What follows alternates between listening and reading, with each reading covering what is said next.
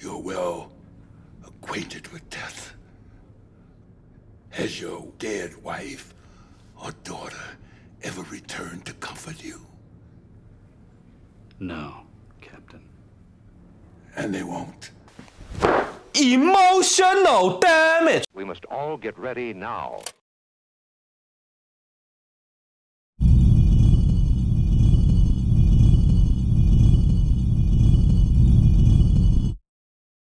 This is Age of the Dragons, a fantasy movie inspired by Herman Melville's great American novel Moby-Dick. A movie so inspired by the novel, not a single piece of whaling iconography is present on the cover. Well, I guess to be fair, the dragon is white-ish. Like many of the other films we've covered here on the channel, this too is distributed by Cone, who, like the looming specter of my local tax collector, always seems to find its way back to me no matter how hard I try to avoid it. The film stars Danny I Am Too Old for This Shit Glover, you know, from the hit buddy cop series Lethal Weapon. Well, anyway, he plays Captain Ahab, yes, just like from the book. And he's joined by Vinnie Jones, who's playing the role of Stubb. But I, and probably you, know him from his role as the Juggernaut. No, not that Juggernaut, this Juggernaut. I'm the Juggernaut, bitch! This whale of a film is directed by Ryan Little and is written and developed by McKay Danes, Gil, I'm not entirely sure how to pronounce this last name, so I won't, and Anne Black.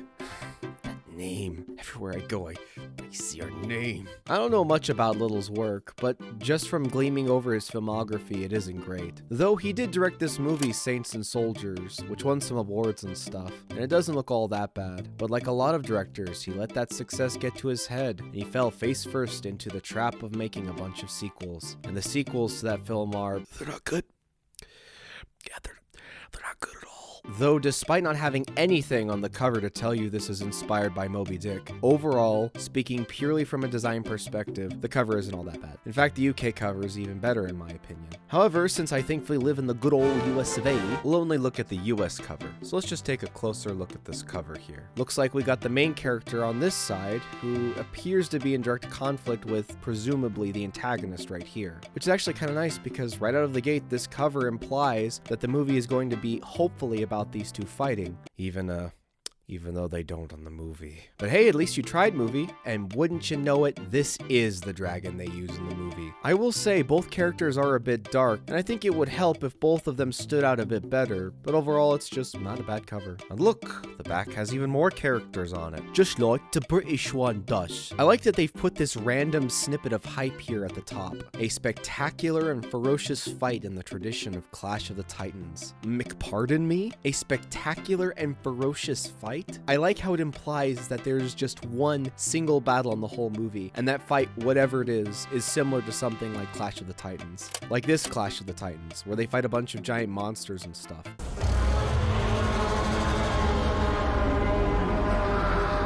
Wow, those are some mighty big words there, feller. At least 25-point font. Serif too, if I had to guess it. I also like how in the starring section, they've just thrown in another little bit of praise. Age of the Dragons reignites the classic tale of Moby-Dick in this explosive action epic.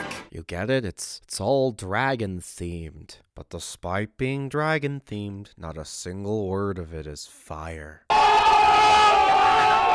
Though the most egregious sin on the cover is right here. There's no director's commentary at all, despite saying that right here. You know what, that's just a real bummer. I was really looking forward to hearing the director sip coffee, talk about his morning routine, how life's been for him, and all that gunk. It's truly riveting stuff, gets my juices going right away. You are a herald of lies and misery. As a classic, you've probably heard the story of Moby-Dick. So the summary here on the back of the DVD isn't really telling you anything new outside of a few changes here and there. Still, as is tradition, I will read it. And the back of this DVD explains the film thusly. In a medieval realm, Captain Ahab and his legendary crew roamed the land, hunting dragons for the vitriol that powers their world. Determined to seek and destroy the one great white dragon for slaughtering his family and leaving him badly burned, Ahab's obsession leads him and his men deep into the heart of darkness. See?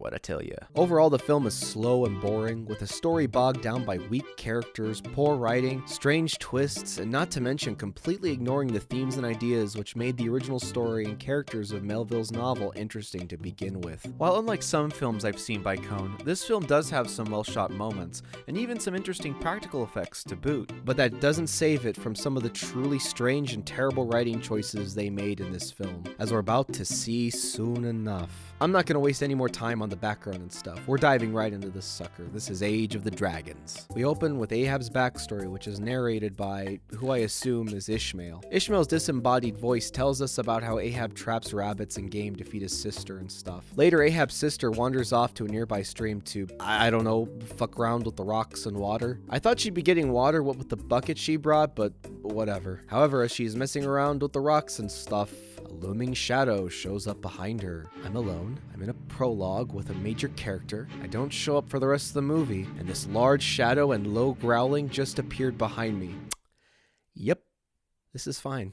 I like how she just looks at this dragon and is like, oh yeah, that's a dragon all right. Like, geez, girl, it's a dragon. Be spooked. Back at the field, Ahab hears her screams in the distance and runs after her. When he arrives at the river, he finds her scratched up and dead on the riverside. Honestly, I'm a bit surprised her body's in such good condition considering she just faced this huge rubbery looking beast. I mean, just take a gander at her. It looks more like she had a bad tussle with some prickly weeds than a dragon. However, at the sight of his dead sister, Ahab draws his knife to fight the dragon and avenge her. Ah, yes, an iron knife. That's what will bring down this hulking winged monster. Bruh, this isn't a bug knife that deals 275,000 points of damage. You're level 2 and that knife was probably found in a sack of flour. Despite obviously being a bad idea, Ahab charges the dragon with his small knife and swings at the air, but since he did some serious damage to the air, but not the dragon, it yeets him into the water and breathes fire on him off screen. And that's the prologue. I'm not sure why they felt the need to show us Ahab's backstory. The information in this scene doesn't really tell us anything we won't learn throughout the movie. Not to mention, it seriously ruins the presence of the Great White Dragon, who we see here as a goofy, not so great looking white dragon. In the novel, Moby-Dick doesn't make an official appearance until the end of the book, but throughout the story, he's built up as a near unstoppable force by the other whalers who've encountered him.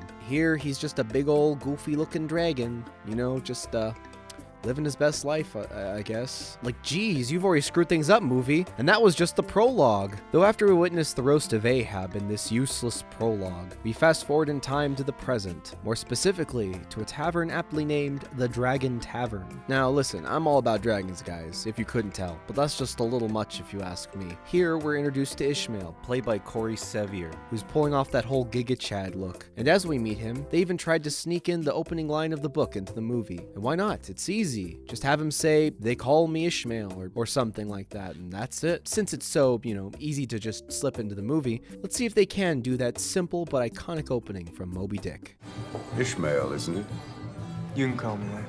They failed. After Ishmael is done telling this guy about himself, he introduces his friend Queequeg, right here beside him, instead of Queequeg just doing it himself. Queequeg, you got nothing to add? You're just gonna sit there, my guy? Are you just gonna sit around and rip fat clouds in absolute silence? The answer is yes. They really screwed the pooch with Queequeg in this movie, especially when it comes to his design. In the novel, Queequeg is a prince from an island in the South Sea, whose face and body are covered in tattoos, which sets him apart from the normal folks in Nantucket. He's got a design that's interesting, iconic, and mystical, all of which is communicated in his appearance. Here, fantasy Queequeg, in a fantasy world, and who is descended from unconquerable warriors, is shown to be different because he wears some small white beads in his hair. Really? That's it? Really? I'm sorry, character designers, you may not like it, but this right here, this is the peak form of character design. Anyway, Ishmael keeps talking to this old guy where he tells us things like their goals, where they're from, who they are, and what the world is like. Just 100% exposition. I mean, we could have been shown these things, which would allow us to more organically understand the characters, their strengths, and maybe even sneak in a little bit of world building, but that would require that they do more than just the bare minimum when it comes to writing their characters. On the other side of the tavern, Stubb and Flask of the Pequod. Yes, this is a fantasy world where they named their vessel after the North American tribe. My disappointment is immeasurable. and my Immersion. is ruined. Well, anyway, they overhear the conversation and call Ishmael out for claiming he's a harpooner worthy to work under Captain Ahab. Weird flex, but okay. They have a brief spat before Stubb challenges Ishmael to a contest to see if he really has the stuff to be a harpooner. A contest which involves them throwing giant harpoons at a huge painting from 10 feet away, because that'll prove they're skilled. As Ishmael proves himself to the Pequod crew, a mysterious person sashays into the tavern, and after Ishmael unsurprisingly nails the painting with no effort at all, we're introduced to Rachel, played by Sophia Pernis, who's the Pequod's navigator and Ahab's adopted daughter. You know, Rachel, like the ship from the book? Yeah, she's named after that. After introduction to Rachel, she signs Ishmael and Queequeg up for the crew, and that's the scene. After that, our heroes head out into the dark, cold night where Ishmael asks Rachel if she needs protection. But Rachel assures Ishmael she doesn't. I mean, it's not like she'll turn the corner and end up in the bad part of town. So basically, she turns the corner and ends up in the wrong side of town, where these two scavenger dudes try to mug her. And because she's a kick-ass ninja babe or something, I'm not kidding, look at these moves, they're freaking wild. She paints the streets red with their blood. Meanwhile, fucking Ahab is watching her from the shadows. Why? What are you doing over there, dude? Ahab's creepiness aside, I just really hope this isn't one of those times where they write a female character as a super kick-ass ninja babe, only to have her end up getting saved by other people and never using her combat skills effectively, thus negating all the cool stuff you've established here at the start. I'm sure that won't be the case. Though once Rachel gets done beating the absolute tar out of these guys, we cut to the next day, where Ishmael and Queequeg encounter the old dude from the tavern. The old guy tells them Ahab is bad, which we already knew. But he also gives them an ominous prophecy about Ahab, and he warns them a voyage with the Mad Captain may be their last. Did I not tell you how he'll be dragged to hell and drag all those with him to seek vengeance on the beast? It scourged his soul and his skin forever. And mark me, lad, only one man will live to tell Ahab's tale. One man only. Not long after Elijah, yeah, that's this guy's name, delivers his ominous prophecy to Ishmael, we cut to the docks? Yeah, that's what we'll call them, where Ishmael meets with Stubb at the Pequod. The Pequod, by the way, is this big sandcrawler looking thing. I have some stuff to say about this thing, but we'll get to that later. Anyway, Ishmael sits with Stubb and they talk about exciting stuff, like each other's pasts. Some more. I'm not even joking. The dialogue in this scene is purely exposition, and that's it. Exposition has its place in storytelling, but when 75% of your conversations thus far are purely exposition, that's, in the wise words of the Stoic philosopher Sonicium the Hedgehogius, no good. As they set off on their epic hunt for dragon vitriol, we get some narration about life as a dragon harpooner by Ishmael, where he introduces us more formally to the crew between long shots of this slow, bulky thing rolling across the snow. I have a question. What powers this thing? There's no smokestack for a steam engine, and there's no engine room either, so how is it moving? Also, you're telling me this thing won't get stuck in the snow? I don't think there's ye old snowplows keeping ye old back roads of the woods clear of snow. So what happens if this thing slides on ice or encounters deep snow? Those wooden wheels are not what I would call off-road ready. I don't know about you, but if you ask me, I'd say this thing is more of a hindrance than an asset. Why not just use horses and travel on foot, like they did on the frontier? Seems like that'd make traveling a lot less problematic if you ask me. In this scene, we also learn about the precious dragon vitriol, which is what the harpooners harvest from their kills to sell on the market to fuel lamps and stuff. We also learn that it's highly sensitive, and when exposed to air, does this.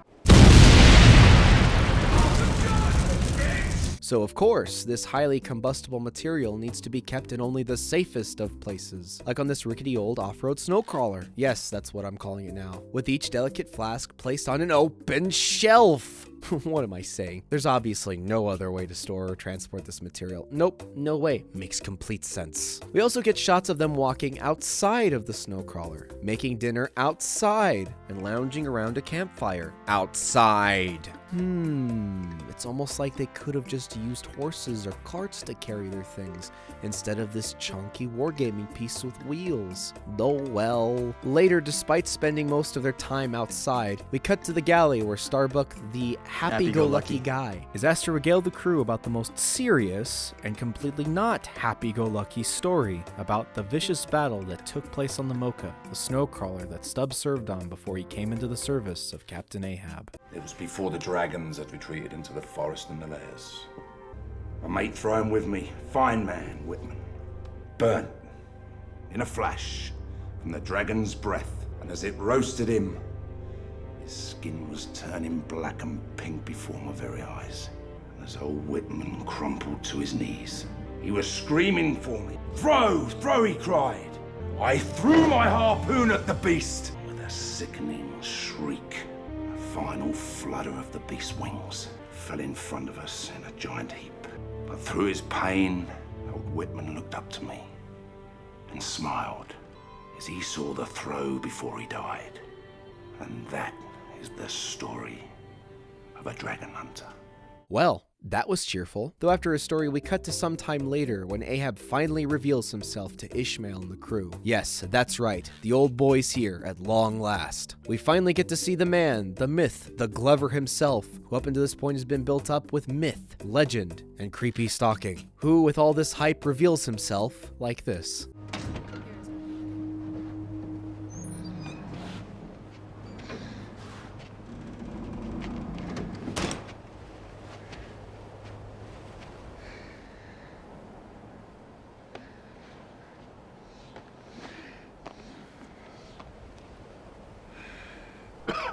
See? What'd I say? Real quick, since this is as good a time as any to talk about it, I'm going to talk about Danny Glover's acting for a second. Generally, the acting in this film is mid at best, which is a step up from the usual, I suppose, though strangely enough, Danny Glover happens to not only be the biggest name in this movie, but also the biggest ham, because man, oh man, his acting is just, yeah. Well, are you with me or against me? They wither inside when they betray their ancient teachings. I thought he'd be dust by now.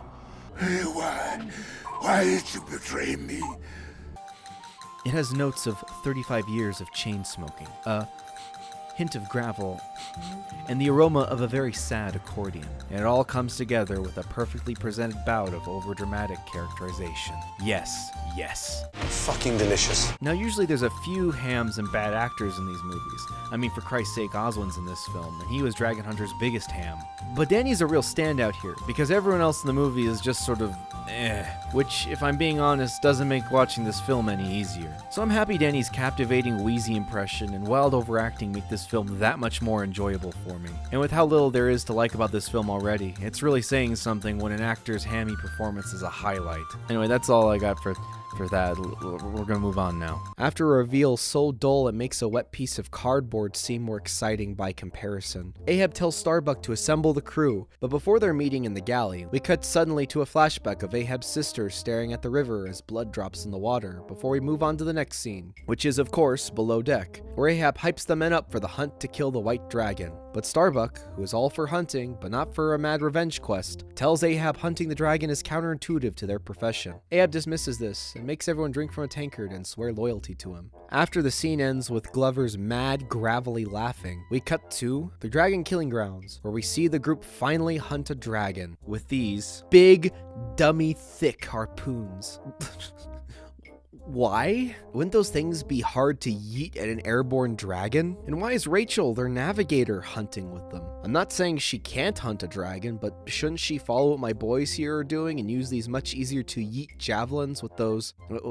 what are they called? Let's take a look here. Yeah, those helpy throwy stickums. I'm just saying, using those honkin' things seems like a one-way ticket to missing your shot and getting flash fried by a dragon. Though all in all, the dragon hunt is pretty stupid and underwhelming. Basically, the fight boils down to this. A dragon shows up out of nowhere. They trap the dragon with the crossbow. They then throw some harpoons at the dragon. There's some slow-mo shots. Stubb gets trapped on his crossbow rope, and dies. Ishmael is frozen with terror, but eventually steels himself to kill the dragon, and that's it. One of the greatest problems with this scene is it doesn't really set up, develop, establish, or even elaborate on anything that will be used in the future. And what little they try to set up here doesn't get a payoff at all. For example, in this scene, Ishmael is established to have been too scared to face the dragon, and thus hesitates to yeet his harpoon, which results in the death of Stubb. This hesitation and fear Ishmael feels never gets brought up again in a meaningful way. And spoilios, my hotmen, none of the techniques, the weapons, or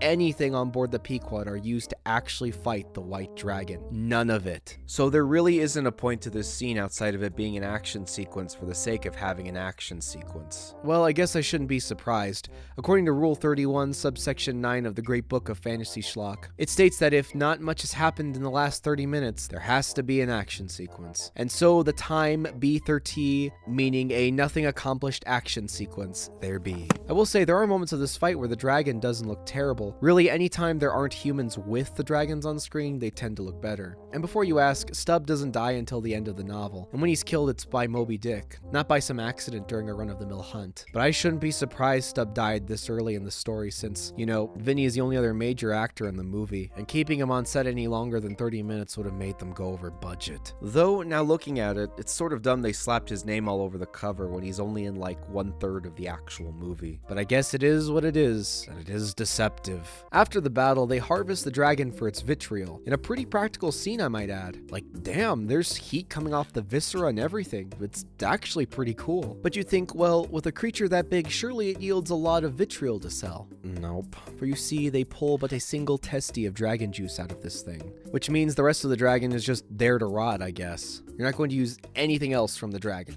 You did read Moby-Dick, right? The book, which is like all about whaling and life on a ship. You know that pretty much all of the whale was harvested and used when whalers caught one, right? The meat, the bones, the blood, the juices, all of it could be repurposed into something useful, which maximized the profit of a single kill. I mean, they're not even gonna cook and eat it themselves? What am I saying? Who needs fresh dragon steak when there's delicious beans available? What a bunch of wasteful Wendy's. After essentially just wasting this entire dragon, they later mourn the loss of Stubb, a character everyone truly loved. And when the funeral is done, we cut back to Ahab's quarters, where Starbuck speaks to his captain about a lot of things, like about the death of Stubb, that they're closer to the dragon, or something. Oh, and Ahab hits Starbuck with a bout of emotional damage. But I've already showed you that because that's at the start of the video. And that's it? Wait, that's it? I thought there'd be more, but I guess not. Okay. The next scene is of Ishmael getting sewn up by Rachel in the Pequod, where they talk about Queequeg, the hunt we just saw, and more backstory stuff. My sweet and savory lord, there's just so much exposition. Please talk about anything else, please. Also, if you haven't noticed already, this is the classic wounded hero being bandaged by a loving, tender, and sexy lady while she gives our vulnerable, attentive, and sexy male hero her tragic backstory trope. Classic stuff. Classic stuff. Bonus points if both characters share tragic backstories in the same scene. As Rachel seals Ishmael's wounds, you will not believe how long it took me to say that. She tells him about the time Ahab and her father encountered the white dragon once before, and how it killed him during the hunt. So, to honor his friend, Ahab adopted Rachel, and Rachel has this little dragon pendant to remember her father. This is gonna be important, I guess, a little later on. Otherwise, that's everything we learn in this scene. Riveting stuff. Riveting stuff. The next scene is back in Ahab's cabin. Wait, okay. We're just gonna go back? All right. Where he reveals to Starbuck he knows where they'll find the dragon. Pardon? If that's the case, why are they dinking around in other places when they could just go to where the white dragon's lair is? Your guess is as good as mine. In the novel, Ahab asks other ships they encountered if they've seen the white whale, because there's no way he would know where Moby-Dick is in the ocean. Here, Ahab just knows. And heck, he even encountered him once before in the same cave they find him in later. I have no words. No words. My brain is literally failing. Everything is failing. My body's shutting down. I will soon perish. Jesus Christ,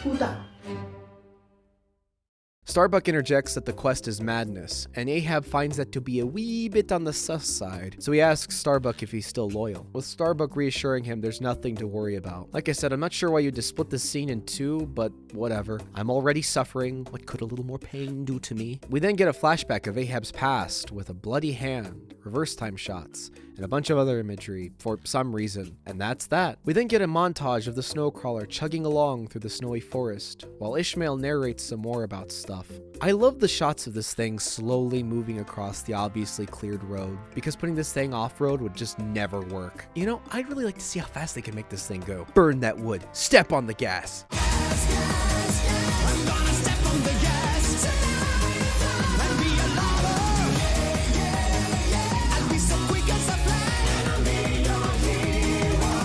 I'm just saying, I really want to see that. I'm just saying. Anyway, they stop briefly as Ishmael spots some bandits who have been following them for the last few days. Rachel, who I will remind you is the navigator and Ahab's daughter, decides to head out with Ishmael to scout the terrain and make sure they won't be a problem, while also talking out loud to one another, knowing well there are bandits around. Because why not? In truth, this scene is really just a way for the two of them to talk some more about their pasts. And have a romantic scene together. Because for some reason in all these cheap fantasy movies, romance apparently equals backstory reveal and exposition. It's not like they could, I don't know, maybe share an interest in harpooning. Maybe the writers could have shown some interesting chemistry between them or something, please? Though I guess that would require these two to have some semblance of a personality, and that would require effort on the writer's part. Once they've sufficiently exchanged more about their backstories, like limp D&D PCs, We get this CG scene of the white dragon hunting other dragons. because the producers just felt like they needed one, I guess. We sat down with the executive producers, we watched a rough edit, and they realized they needed another segment of CG dragon in the middle of the film. At that point, nothing had been shot. There were no practical plates,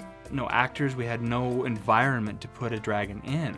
So we came up with the concept of saying, well, if you have to have another scene, why don't we do the backstory of how that dragon died? And so we spent a couple of weeks with Gilles Glore choreographing the fight scene between those two dragons. I mean, this scene doesn't look awful, but this moment is about as important as the extra button that comes with new clothes. Because after the dragon-on-dragon violence, we fade to the aftermath of the fight. Where in the following scene, we learn that the white dragon killed this dragon in the field, because we can see its pearly white claw here. And I mean, like, seriously, what other dragon is white in this movie? And Ahab also just tells us straight up that the dragon is killing its own kind.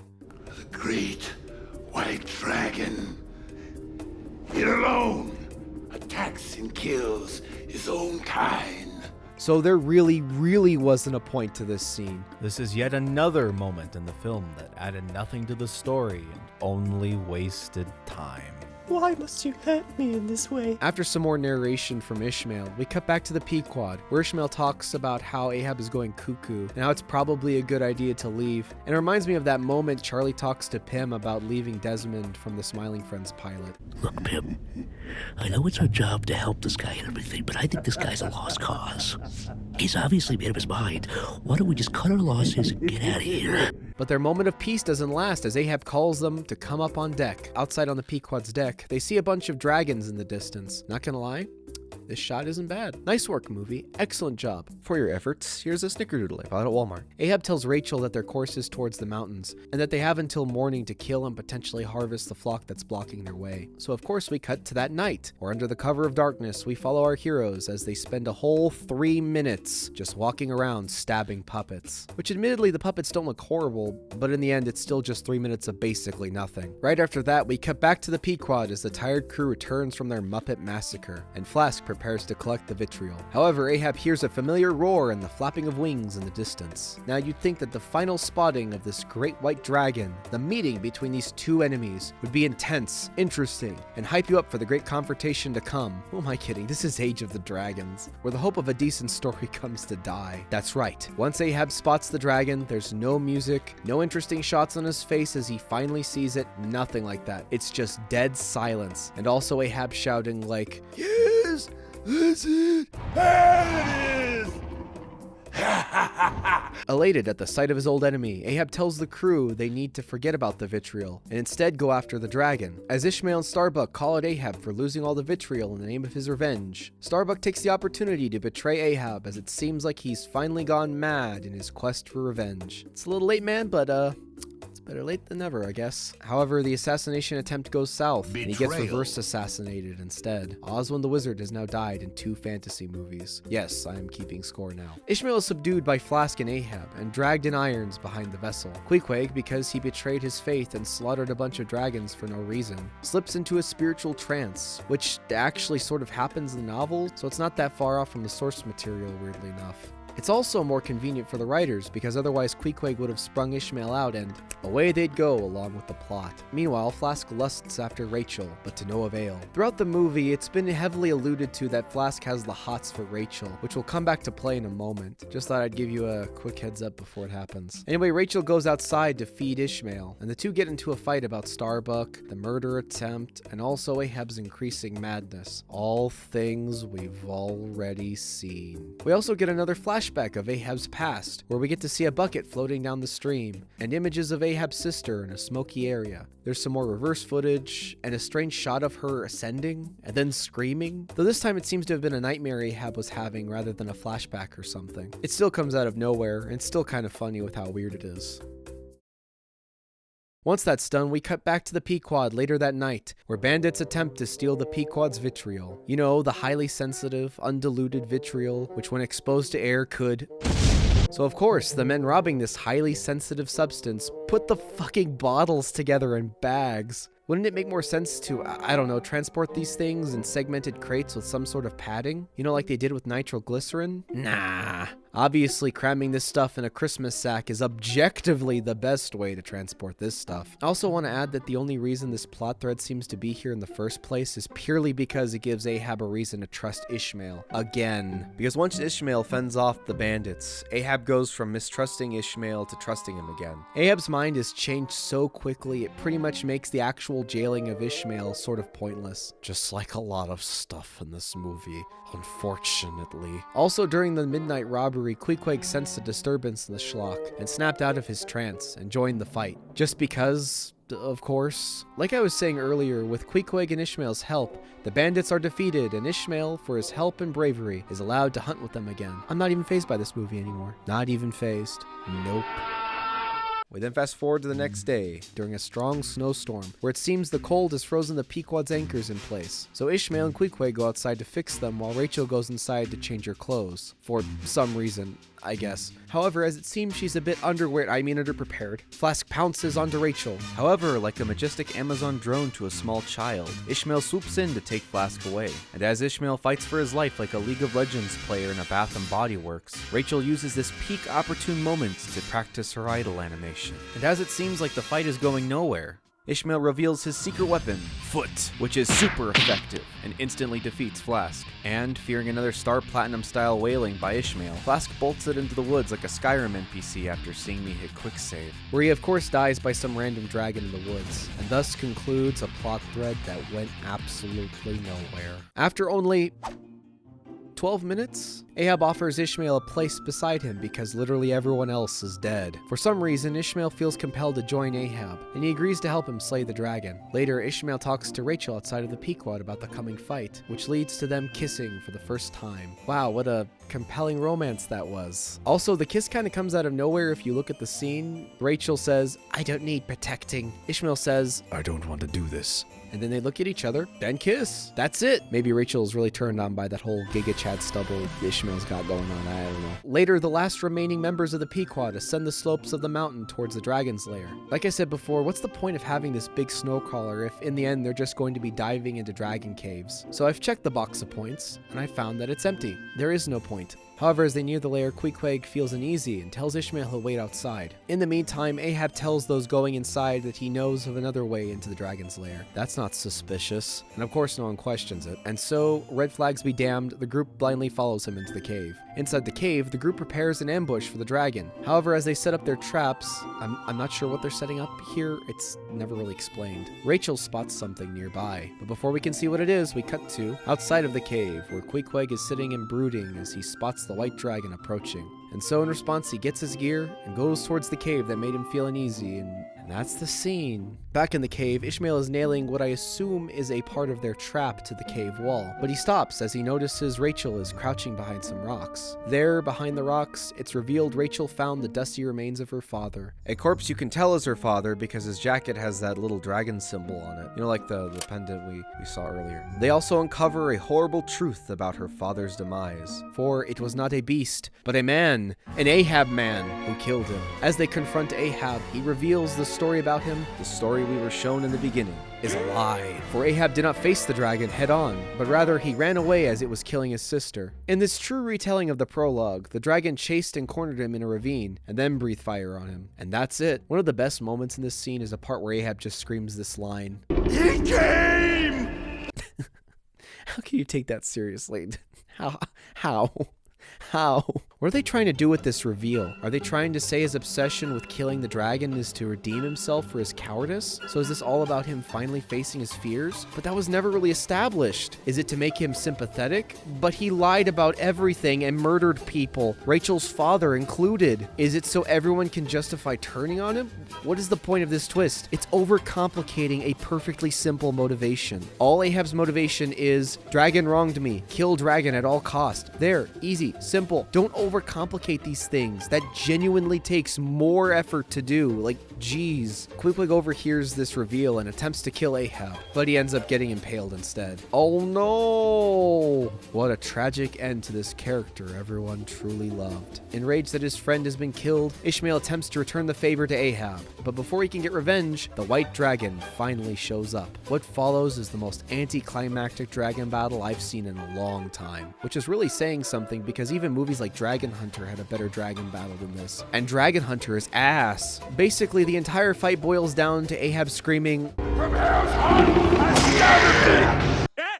He said it! He said it! And then with his dummy thick harpoon, he pokes the dragon once. The dragon is like, nah, ain't about that, chief, and bails, while literally dragging Ahab, who flails around like a hog-tied Red Dead Redemption NPC along with it. That's just goofy. It then flies around the cave, bonks Ahab against a rock, and then leaves. That's it. That's the dragon battle. Indeed, the fight between Kimberly and his dragon was more climactic than this. This is another review where I've once again praised Dragon Hunter. Please stop making me do that, please. After Ahab has been thoroughly tenderized against the walls of the cave, we see that the ending shot is of Ishmael and Rachel watching the dragon fly away with Ahab's thrashed corpse. In saving my life, Queequeg redeemed himself with his gods. Rachel was liberated from Ahab's hold, from the vortex of guilt and revenge. And as old Elijah foretold, only one man lived to tell Ahab's tale. Do you get it? It's because she's not a dude, and he is. Wow, what a horrible film. Where do I even begin with it? We could talk about how dull the characters are, how pointless the action is, or how little thought went into the world building. But if we went over every issue in this film, we'd be here long enough to see the release of The Winds of Winter. So I'm not going to do that. One of the things that truly confuses me is how badly they managed to screw this up.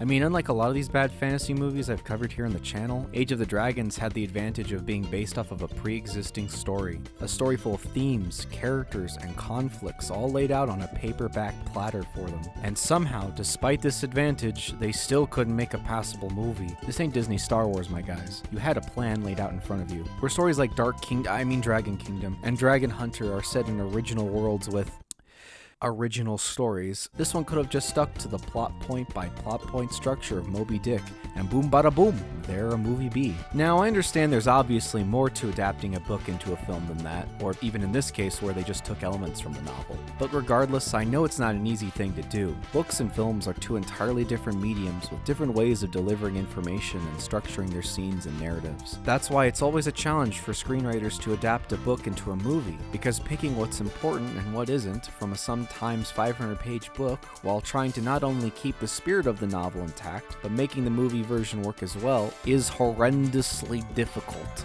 which is probably why most adaptations don't come out so good most of the time. The novel Moby-Dick is a big old boy, sitting at a whopping 400 pages of dense foreshadowing, conflicts, themes, and allegory, plus a bunch of stuff about the whaling industry, faith, destiny, and fate. So I understand it would be hard to pick and choose content from the book and place it into a fantasy world, but none of those things I mentioned, not even the structure of the story really, managed to make it into this film. Outside of loosely adapting the opening, Ahab being killed by Moby-Dick, the fact the dragon is white-ish, plus some lines from the book and the names of the characters, there really aren't any similarities between these two stories. It seems like the writers for Age of the Dragons wanted the brand recognition and structure of Moby-Dick without actually taking anything from the book that made the story work to begin with. And essentially what you're left with is a messy and boring movie that's about as hollow and terrible as a Netflix anime adaptation. And listen, I don't mind changes in an adapted story, or even if the work in this case is just inspired by a novel or something, or they took elements from another story or something like that. But regardless, those changes, additions, or adaptive choices,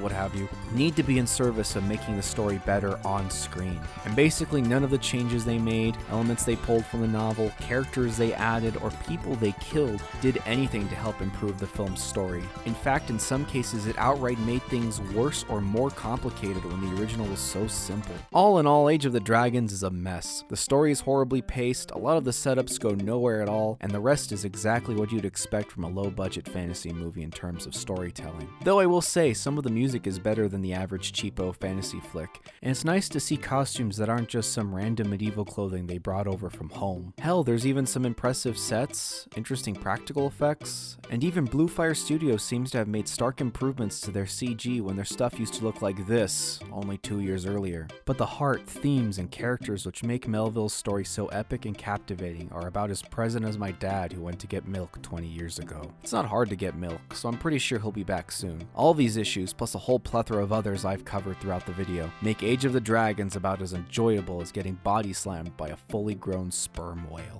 And so I give Age of the Dragons a 3 out of 10.